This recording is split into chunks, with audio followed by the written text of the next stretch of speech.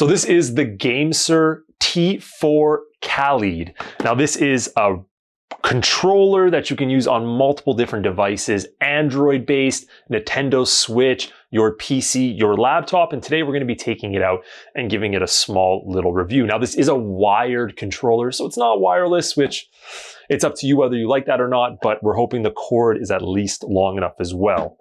Now let's go ahead and start by unboxing this. So we have our cord right away, and then our controller, and it looks like they do give you some instruction books right here, so that's obviously a bonus.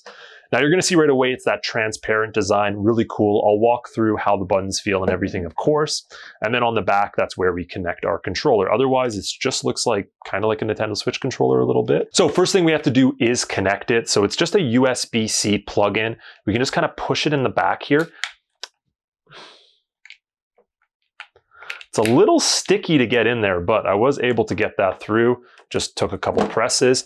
And then we can plug this in. Now the cord is actually quite long. We're looking at, I would say at least, judging by my height, let's see. Oh yeah, at least 6.5 feet, maybe 7 feet tall. So 7 feet long, the cord, so nice length. And it's just a USB plug-in, so compatible with most devices. We're going to put that there. Perfect. So now we should start to see some color pop in right there. I love the transparent design. This is kind of something a lot of more companies have started to do with some of their products, where you can see some of the insides, but then you also get those beautiful LED lights as well. So it adds a nice little contrast between the two. Really, really cool. Now, as for the outside, it does just feel like it's like a decent plastic. It's a hard plastic. Decent feel to it, and it has this nice little textured bottom to it, and that gives it a little bit more grip, especially when you get sweaty.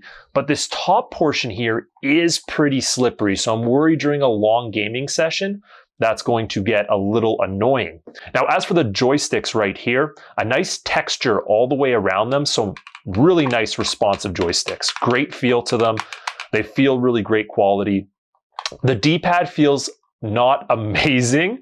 I mean, it works, obviously. It's responsive, but it just doesn't feel super tight. So I'm not a huge fan of that.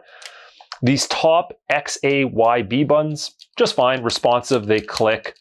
Again, I'm not sure how much I trust them, as they don't feel the best. If you've ever used a really good controller, then you know what I'm talking about. And then a ton of different buttons here that we can both customize as hotkeys, or you can use as their intended purpose, such as your home, your start, your select, etc. Now, as for the back, you do have your normal L1, R1, L2, R2, and they're all extremely responsive. Really nice feel. So for shooter games, I don't see this being an issue whatsoever. Feel amazing. And then on the bottom, you have these extra little hotkey buttons that we can use at any point. So a few extra shortcut buttons on the bottom. Now, overall, it seems like a really great controller. It has a nice feel to it, and I think this would be perfect for using for ROMs and emulators, both on your PC, your RetroPie, or maybe even your Nintendo Switch. Now, as for hardcore gaming and hardcore multiplayer games, probably wouldn't be my first choice, but for some of those other things I mentioned, it'd be probably pretty good.